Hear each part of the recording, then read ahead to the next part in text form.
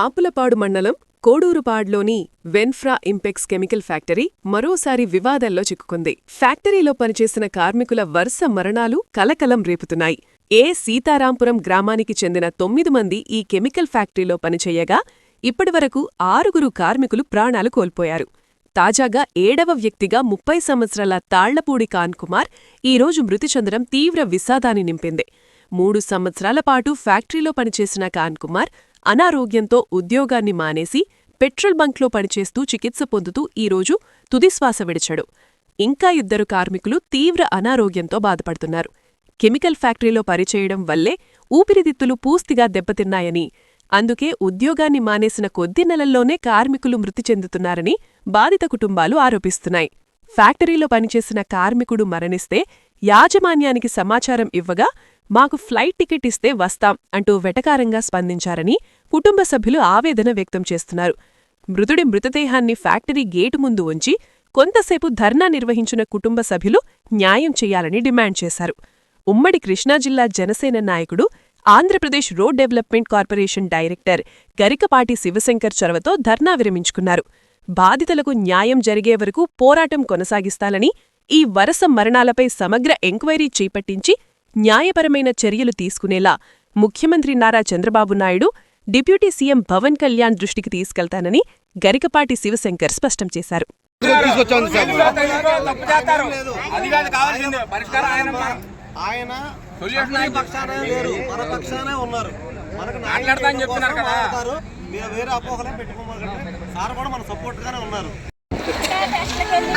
మీ పేరేంటమ్మా? ఏం జరిగింది ఇక్కడ? మా తమ్ముడు పనికొచ్చాడండి ఇక్కడికి. ఇది ఒక కెమికల్ ఫ్యాక్టరీ. అదేంటో ఎవరికి తెలియదు. మేమేదో పట్టుకుట్టు కోసం, మా తమ్ముడు ఏదో చదువుకోలేదు, ఎక్కువ వ్యవసాయం చేసుకుంటూ అప్పుడప్పుడు పనికొస్తా ఉండేవాడు. ఏదో ఎక్కువ డబ్బులు వస్తున్నాయని చెప్పి పనికి రావడం మొదలుపెట్టాడు కంటిన్యూగా. అది ఒళ్ళంతా బోగరా, ముక్కులోకి నోట్లోకి అన్నీ వెళ్ళిపోయింది. పిల్లలకి తెలియని దానంతో డబ్బులు వస్తున్నాయి కదా అని పనిచేశారు బాగానే ఉంది. అలా వాళ్ళు క్షీణించిపోవడం మొదలుపెట్టారు. దగ్గలేకపోవడం, ఇవన్నీ చేయటం, పిల్లడు అన్నం తినకపోవడం, శ్వాస రావడం, ఆగిపోవడం, నీరసంగా మాట్లాడటం, ఇవన్నీ చూసి హాస్పిటల్ తీసుకెళ్ళాం. ఊపిరితిత్తుల్లో తేడా వచ్చిందని చెప్పారు. ఊపిరితిత్తులకు తీసుకెళ్ళాము. 2 సంవత్సరాలు బట్టి కంటిన్యూగా ప్రైవేట్ హాస్పిటల్లో తిప్పుతూనే ఉన్నాం. ఆ పిన్నమనేలో తిప్పాము. ఏలూరు హాస్పిటల్ పేరు గుర్తు రావట్లేదు. ఆశ్రమం కాదమ్మా, కాదు మీరు చెప్పండి. ఏలూరు హాస్పిటల్లో కూడా మేము మెడిసిన్ ఇప్పించాము. ఊపిరితిత్తుల డాక్టర్ గారు ఆయన కూడా చూసి చాలా రోజులు మెడిసిన్ వాడాల్సి వచ్చింది అన్నారు. ఏదో ఉన్నదో లేదో వాళ్ళు మెడిసిన్ వాడుతూనే ఉన్నారు. పిల్లోళ్ళలో ఏ మాత్రం కూడా రాలేదు. కొంచెం కాకపోతే కొంచెమైనా ఏదో ఒక 4 రోజుల్లో వచ్చింది అనుకున్నాం. మళ్ళీ వెంటనే దాని ఎఫెక్టే ఎక్కువగా మారిపోతుంది. రోజుకి దాని ఎఫెక్టే. ఎంతని వాడతారు? మధ్యతరగతి కుటుంబం అండి. పొట్టకుట్టు వెళ్ళే వాళ్ళు ఎంత చేస్తారు చెప్పండి? ఇక కాయలు పెడతారా, పళ్ళు పెడతారా, మందులు ఇప్పిస్తారా, ఏం చేస్తారు? చేసి ఇదైపోయాడు. వాడు ఇంకా క్షీణించిపోయాడు. ఊపిరాడటం మానేసింది. ఇక్కడ నందిని హాస్పిటల్ తీసుకెళ్ళాం. ఊళ్ళో ఆయన అర్జెంట్గా అంబులెన్స్ పిలిపించి పంపించారు. ఇంకా అంబులెన్స్ వెళ్ళి 27 రోజులు కంటిన్యూగా గవర్నమెంట్ హాస్పిటల్లో ట్రీట్మెంట్ జరుగుతూనే ఉంది.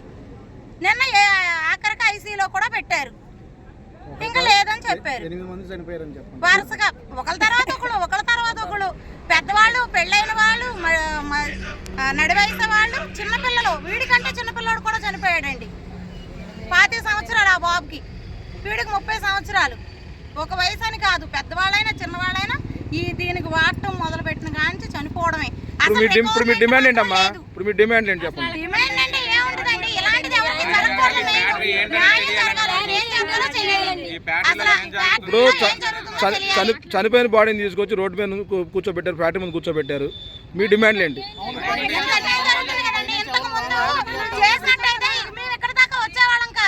ఒకరి తర్వాత ఒకరు 7 చనిపోయారు. ఇంకా మేము కూడా బయటకు రాకపోతే ఎవరికి తెలియదు. ఆ ఉన్నాళ్ళు కూడా ఇదైపోతారని మేము బయటకు వచ్చాం. ఏదైనా న్యాయం జరుగుతుందని ఏం జరుగుతుందో తెలియదు. యాజమాన్యం, ఫ్యాక్టరీ యాజమాన్యం మీరు మాట్లాడారు అసలు? మాట్లాడడానికి మరి ఆల్ పౌడర్ కూడా బయటకి ఇవ్వాలి కదా.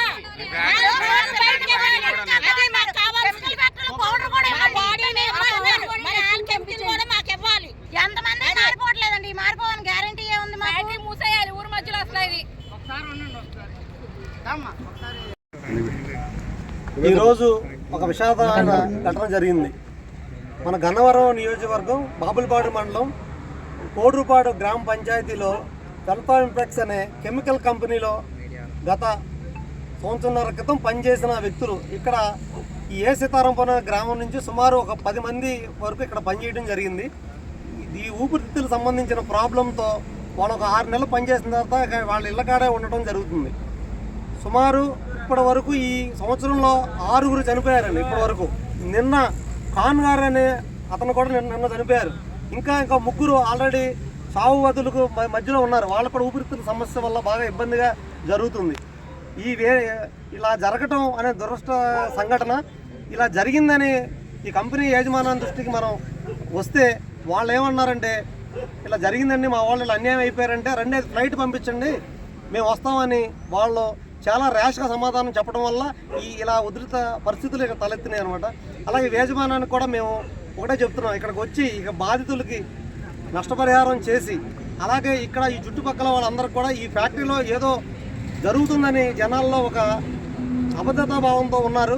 దీన్ని కూడా మీ యాజమాన్యం వచ్చి, అలాగే ప్రభుత్వం వారు కూడా దీని మీద ఒక ఎంక్వైరీ చేసి అసలు ఈ ఫ్యాక్టరీలో ఏం జరుగుతుంది, దీనికి అన్ని పర్మిషన్స్ ఉన్నాయా లేవా అని కూడా గవర్నమెంట్ వారు కూడా దీన్ని చెక్ చేసి దీని తక్షణంగా దీని మీద ఒక ఎంక్వైరీ చేయాల్సిందిగా మేము ప్రభుత్వ వారిని కూడా కోరుతున్నాం.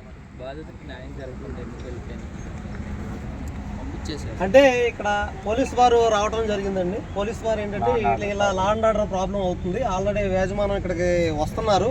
వచ్చిన తర్వాత ఈ బాడీ ఉండటం వల్ల ఏమన్నా ఆవేశానికి లోనయ్యి ఏమన్నా జరుగుద్దని పోలీస్ వారు ఎస్ఐ గారు సురేష్ గారు చెప్పడం వల్ల మనం కూడా లా అండ్ ఆర్డర్ ఇబ్బంది జరగకూడదు ఉద్దేశంతో మనం వాళ్ళని పంపించడం జరిగిందండి. ఏం భరోసా ఇచ్చారండి బాధితులకి మీరు? అంటే ఇంకా యాజమాన్యం ఇంకా రాలేదండి, వాళ్ళు వస్తున్నారంట. వచ్చిన తర్వాత మాట్లాడి వాళ్ళకి కంపల్సరీ వాళ్ళకి ఏదైనా న్యాయం చేస్తాం. అంటే బాడీని ఇక్కడ నుంచి తీసేశారు, బాధితులు చాలా ఆవేదన వ్యక్తం చేస్తున్నారు. ఇక్కడ నుంచి బాడీ వెళ్ళిపోయిన తర్వాత మాకు న్యాయం జరగదని కూడా చెప్తున్నారు. మీరు ఆ కుటుంబ సభ్యులకి ఏదన్నా మీరు అధికార పార్టీలో ఉన్నారు, కూటమి నాయకులుగా ఉన్నారు, ఆ కుటుంబానికి ఖచ్చితంగా న్యాయం జరిగేందుకు మీరు ఏమన్నా చర్యలు తీసుకోబోతున్నారా? మేము అధికార పక్షంలో ఉన్నా కూడా మేము తప్పు జరిగితే ప్రతిపక్షం లాగానే స్పందిస్తాం.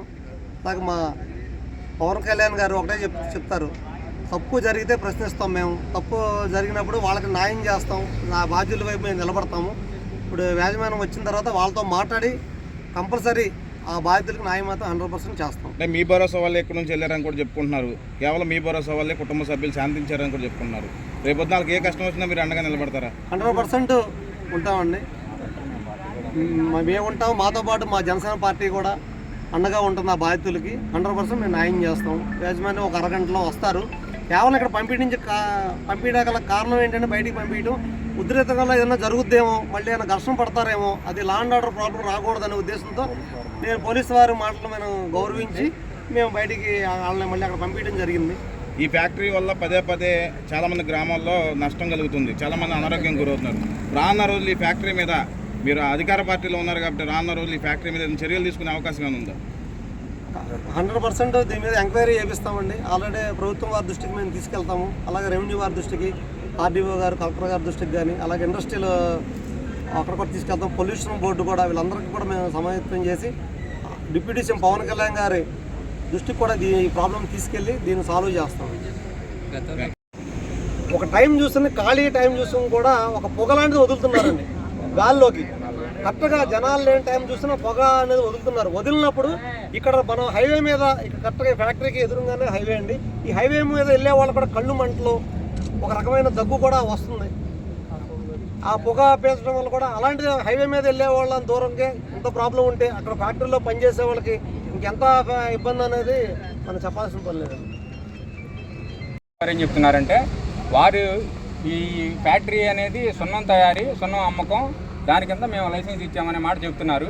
కానీ గేటు బయట ఆ ఫ్యాక్టరీ నేమ్ కానీ లేదంటే ఆ ఫ్యాక్టరీ లైసెన్స్ కానీ అలాంటి ఏం తయారవుతుంది అనే దాని గురించి ఏమీ కూడా అసలు ఆనవాళ్ళు అనేవి లేవు.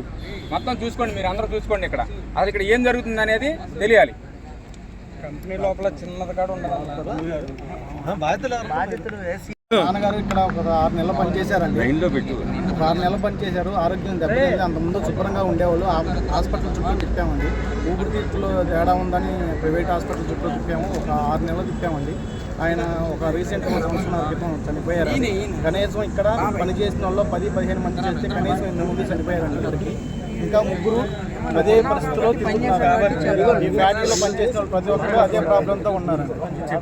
ఇదిగోండి అలాగే ఇక్కడ ఈ ఫ్యాక్టరీలో ఆల్రెడీ అంతకుముందు పనిచేసాడండి. అంతకుముందు చాలా లావుగా ఉండేవాడు. 2 సంవత్సరాలు ఈ ఫ్యాక్టరీలో పనిచేస్తాను. అయితే ఇది బూడిద ప్లస్ ఏదో వైట్ కెమికల్ అయితే కలుస్తుంది. నేను ఆయుష్ హాస్పిటల్లో వెళ్ళి డాక్టర్ గారికి శాంపిల్ తీసుకొచ్చి చూపించాను. అదంతా లెన్స్ కట్టేసి అందవలసిన ఆక్సిజన్ అందట్లా. కూర్చుంటే తప్ప పరిగెత్తినా ఏమైనా పని చేసినా కానీ ఒకసారి స్ట్రోక్ వచ్చేదేమన్నంత భయం మాకు వస్తుంది. సో నేను 2 సంవత్సరాలు ఇందులో చేసాను, 3 సంవత్సరాల నుంచి మెడిసిన్ వాడుతున్నాను. సార్కి ఫోన్ చేశాను, లేదు దుర్గారావు, నేను అప్పుడు మేస్త్రిగా పనిచేసిన వాళ్ళం, నీకేదో న్యాయం చేస్తానన్నాడు తప్ప ఒకసారి 2 సార్లు ఫోన్ ఎత్తాడు. తర్వాత నా ఫోన్ నెంబర్ బ్లాక్ లిస్ట్ పెట్టేసాడు. రోజు కూలీ ఎంత ఉంటుంది? 800-700 అలా పడేసాం. అది కూడా మేము కరోనా టైంలో పనులు లేక ఈ ఫ్యాక్టరీకి మేము వచ్చాం. అది బూడిద ఒకటి వైట్ ఒకటి కలిసి సిమెంట్లా తయారయ్యి ఇప్పుడు మన బ్రిడ్జిలు కడుతున్నారు చూసారా, ఆ బ్రిడ్జిలకి దిమ్మలు తయారవుతాయి, వాటికి వాడతారంట. అది కూడా మన లోకల్ కాదు, ఎక్స్పోర్ట్ వేరే కాదు, ఇక్కడ తయారై ప్యాకింగ్.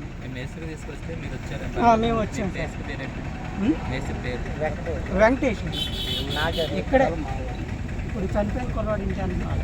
ఆ మేస్త్రిని కూడా తీసుకెళ్ళి ఇక్కడ తప్పించి ఇప్పుడు బీహార్ వాళ్ళు, ఎందుకంటే మేము మొత్తం 15 మందిని చేశాం సార్. 7-8 మంది చనిపోయారు. నాకు బాగాలేదు. ఆల్రెడీ నెక్స్ట్ కూడా ఇంకొక రోజు చనిపోయాడు. ఆల్రెడీ పేగులు మొత్తం తినేసినాయి.